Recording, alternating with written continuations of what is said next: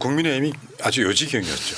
윤석열이 담화 발표하고 막 얘네들 의원총회 하고 원내대표 뽑고 하는데 제일 중요한 게 오늘부로 친윤과 친한이 완벽하게 갈라섰다 이렇게 보시면 되죠. 한동훈 당대표가 막 이야기하는데 국회의원 나와가지고 막 반말하고 막 세상은 요지경. 자, 한동훈 말입니다. 윤석열 담화가 반성이 아닌 합리화다. 사실상 내란 자백하는 취지다 하면서 완전 돌아서는 명분을 줘버린 거죠.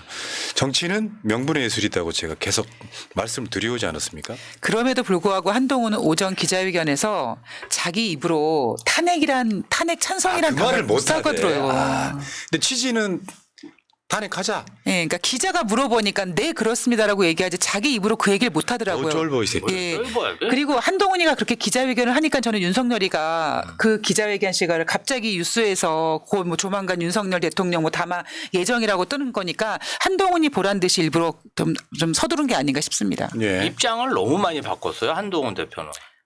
그러니까 한동훈은 이제 자기중심적. 한동훈도 침몰하는 중인데 윤석열을 우리가 탄핵시키고 내릴 때까지는 한동훈을 이용합시다라고는 말씀드리고 싶어요.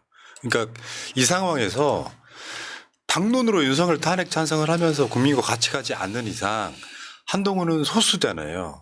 비주류 당대표란 말이에요. 얘가 아무리 소리를 질러봐야 이제 초선급 되는 애들이 한동훈한테 거의 반말로 이야기하는 지경에 이르렀기 때문에 그래서 오늘 보니까 이제 국민의힘 그 커밍아웃이 막 이루어지고 있어요.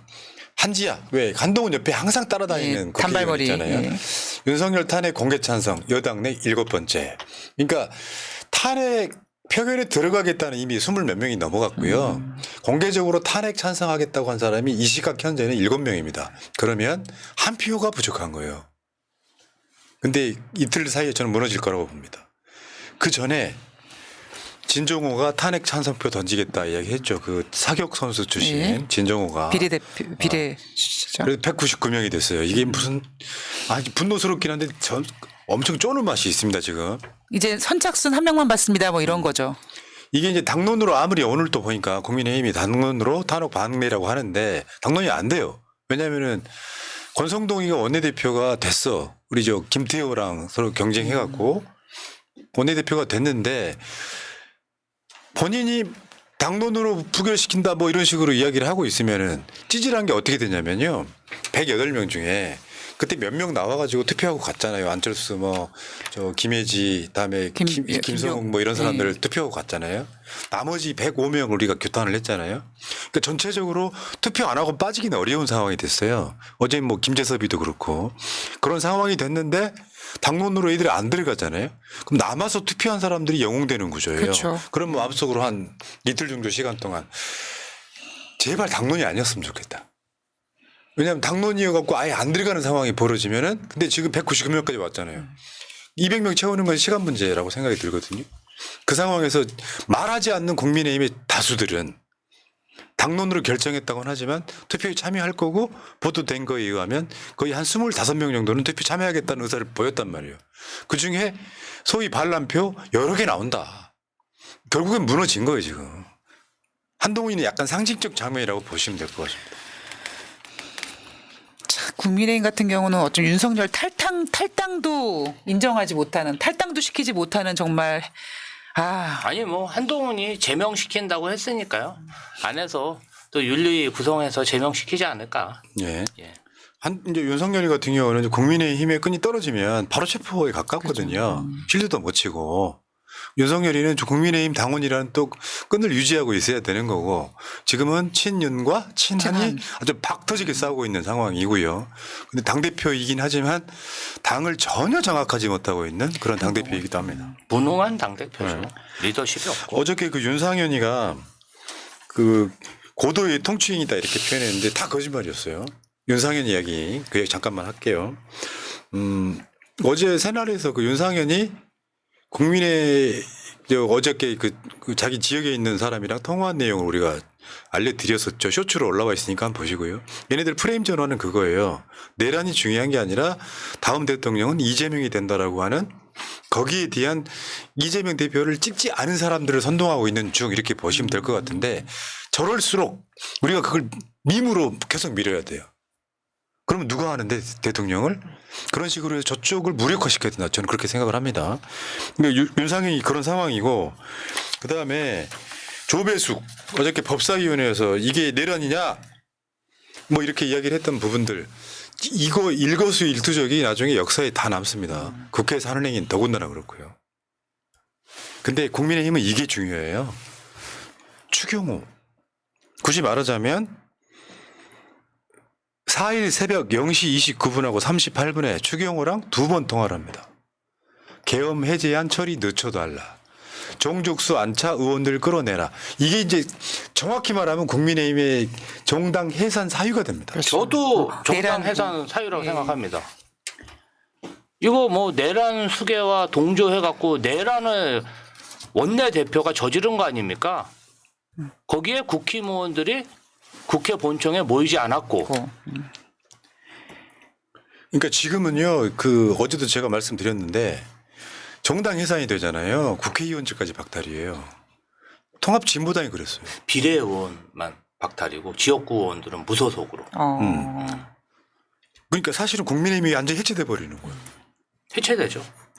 근데 저는 참 정체를 모르지만 국회의원 막 5선 4선 국민의힘 그렇게 있지 않습니까? 그러면 이런 상황을 이 국민의힘이 해산될지 자기네들 눈앞에 떨어진 이 상황을 모를까요? 아니 그거는 아는데 이권, 자리, 돈 뭐 이런 것 때문에 지금 버티는 거죠. 국민의힘은 그냥 무너진 겁니다.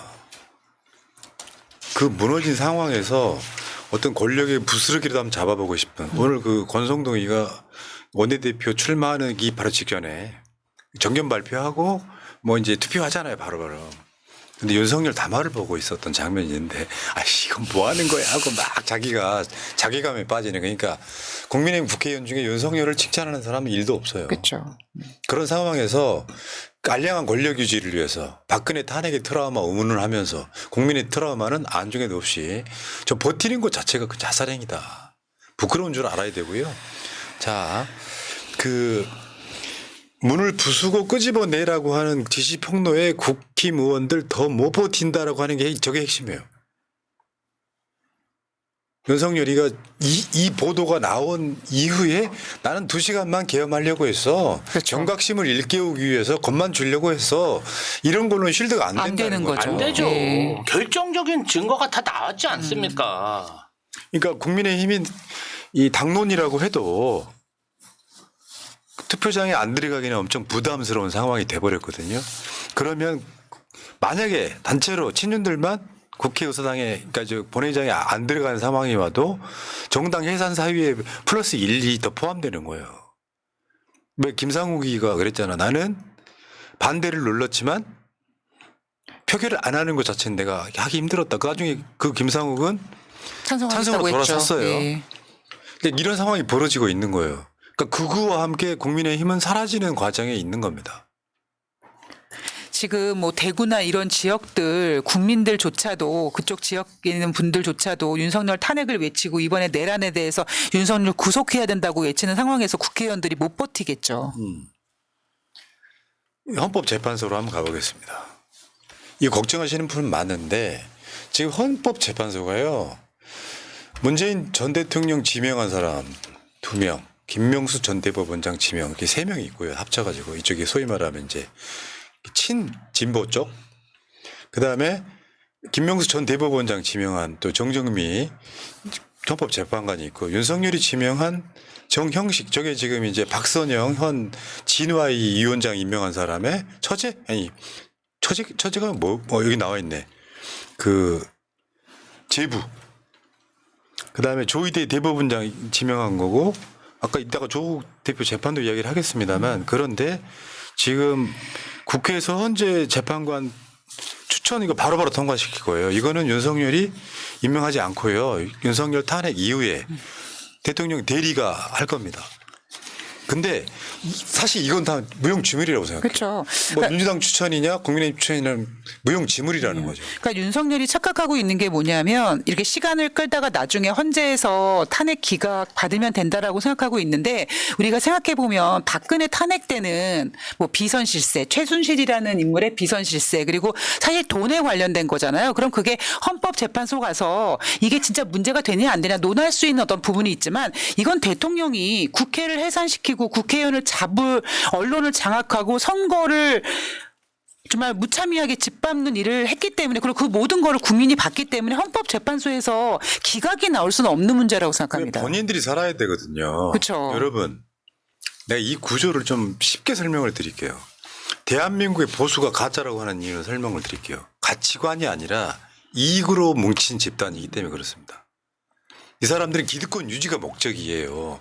그 기득권 유지가 목적인 상태에서 헌법재판소가 소위 말하면 그 보수 기득권 카르텔의 명령지라고 할 수 있는 조중동을 거스릴 수 있어요? 안 되죠. 달리 설명을 해드릴게요. 방송사들, 정편들, 뭐 그 모든 방송사들이 일제히 윤석열을 구속하라고 외치고 있잖아요. 조중동까지도. 그렇죠. 근데 윤석열이가 나는 2시간 겁만 주려고 그랬어 하면은 사람이라는 게 인격을 갖추고 있는 모든 사람은 내가 한 말이 맞음을 증빙하려고 해요. 그런데 이게 절대적인 대세가 돼버렸어요. 그럼 조중동이나 KBS 같은 방송도 그 입장 바꾸기가 어렵습니다. 대세를 따라가야 되니까. 왜? 아까 말씀드린 것처럼 기득권을 유지하기 위해서 그 흐름에 올라타 있는데 갑자기 윤석열을 지켜야 돼 할 만한 사람이 없는 거예요. 솔직히 헌법재판관이라고 하는 사람들이 그런 사람들 아닙니까? 대부분도 마찬가지고요. 그렇죠.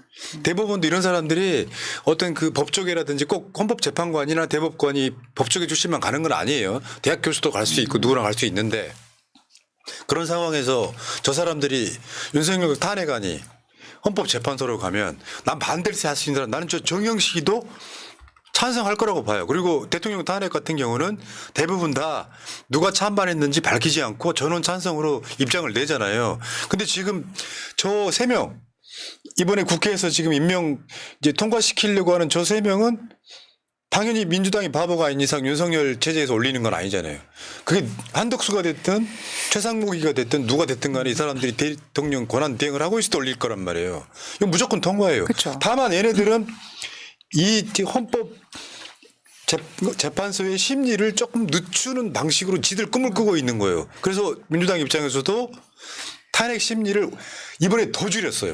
내란 행위만 딱 갖고 어떻게 보면 이 심리는 보름도 안 걸릴 수 있는데 이걸 한 박근혜 때처럼 한 2-3달 걸리게 만들어 갖고 그 사이에 이재명 대표의 대법원 선거법 위반 유죄를 확정시킨다 이 대가리를 굴리고 있는 거야. 그리고 우리가 또 하나 생각해야 될 게 뭐냐면 우리는 지금 그 대통령실이 압수수색 당하려고 지금 시도당하는 걸 알고 있지 않습니까? 그러면 국민들은 알고 있어요. 이번 주 안에 대통령실 혹은 윤석열이 체포될 수 있겠다. 구속될 수도 있을 가능성이 있다라고 하면 윤석열이 구속된 상태에서 헌법재판소가 어떻게 탄핵을 기각하겠습니까? 불가능한 일이죠. 아니 내란이 그냥 방송사 카메라로 다 중계가 됐는데 증거가 차고 넘치는 게 아니고요. 모든 범죄 혐의가 방송사에 중계가 돼서 또 본인이 와서 다 지가 했다고 하고 그다음에 내란 공범들이 다 자백을 했잖아요. 근데 뭐 묻고 따지고 할 게 뭐 있어요. 그냥 서류로 준비되면 바로 탄핵이지. 저 검사 출신 한동훈이가 인증해 줬잖아요. 사실상 내란 자백하는 취지로 그렇죠. 국민 담화를 29분 동안 그것도 녹화했다죠. 그러니까 이거는 쟤네들이 헛꿈을 꾸는 건데 사실은 걔네도 알 거라고 생각이 들어요. 다만 시간을 끌면서 아까도 그 얘기했죠. 부정선거를 밝혀서 국회를 날리고 살아난다고 하는 이거는 정신병자는 가능한 얘기 다시 한 번 말씀드려요. 또 그렇게 해서 돈도 모으고 앞으로 야당 되면은 그렇게 이제 호구지책을 하려고 하는 거죠. 다시 한 번 말씀드려요. 부정선거를 하는데 윤석열이 당선 가능하겠습니까? 당시 문재인 정부였는데 자기는 당선된 건 당연하고 그 총선에서 민주당이 이기는 건 부정선거라고 생각하는 여러분 정신병자들 많아 주위에. 어떤 사람들은 정신병자가 경계성 지능자를 가스라이팅합니다. 우리 진영에도 일부 좀 있어 솔직히 말하면. 경계성 지능이야. 무슨 말 하면은 그게 옳지 하고 딱 거기에 가스라이팅 돼가지고 자기랑 생각이 같은 다른 진영 방송 돌아다니면서 악플 싸질러 대잖아. 그러니까 지금 윤석열이 선거 불법 선거라고 주장하는 게 극우 유튜버들이 얘기하는 거지 않습니까? 그러면은 이게 만약 헌법재판소 가서 그래 윤석열 네가 그러면 지금 선거 불법이라고 했으니까 증거를 내놔라 그러면 뭐 극우 유튜버들 뭐 증인으로 내세울 거겠습니까? 증거를 내놓을 수도 있지. 안 나오겠죠. 증인으로. 안 나가겠죠. 그 유튜버를 KBS 라디오 진행자로 앉혔었잖아요. 그렇죠. 고성국이. 네. 고성국이 오늘 내일인가 그만둔대요. KBS에서 못 견디죠. 이제 그런 YTN 상황이. 배승희도 내일 그만둔다고 그러네요. 이제 그렇게 돼가고 있는데 거기 앉아가지고 그 어제 그런 보도 나왔었죠. 대통령이 국정원 관계자의 말입니다. 대통령이 국정원보다 극우 유튜버를 더 신뢰했다. 이렇게. 에휴. 그러니까요. 저 선거 부정이라고 하는 게 조직적으로 일어나는 건 힘들고 우리 일관되게 주장해 왔잖아요. 박빙 지역에서 미분류표 정도는 가능할 수 있다. 그러니까 애매모호한 거 다 국민의힘 표로 환산해주면 그런 식으로 국지적으로 일어날 수 있다.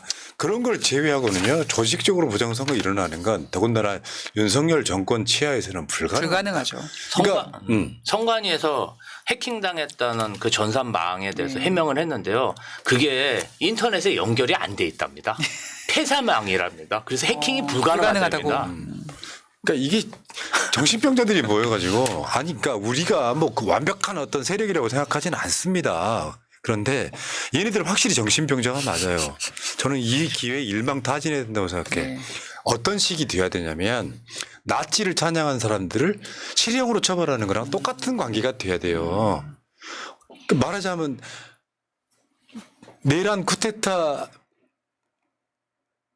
그러니까 기수범이 됐잖아요. 그런 상황이 되면은 이 자체로 이걸 찬양하거나 동조하는 자들은 똑같이 처벌해야 된다는 거예요. 그렇죠. 예.